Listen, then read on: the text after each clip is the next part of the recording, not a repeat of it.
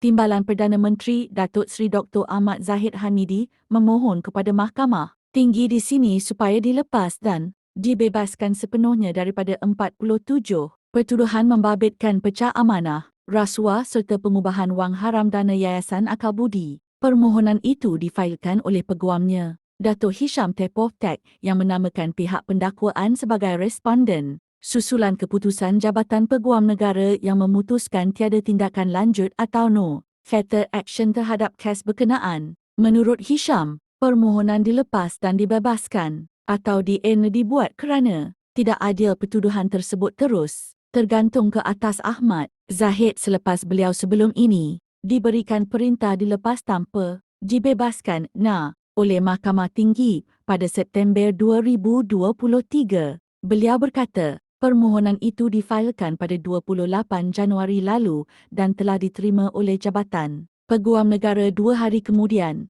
selain disertakan dengan sijil perakuan segera untuk didengar. Sementara itu, Timbalan Ketua Pendakwaan, Datuk Badir Zaman Ahmad memaklumkan, pihak pendakwaan memerlukan tempoh 2 minggu untuk memfailkan afidavit dan mahkamah membenarkan penangguhan tanpa bantahan pihak pembelaan.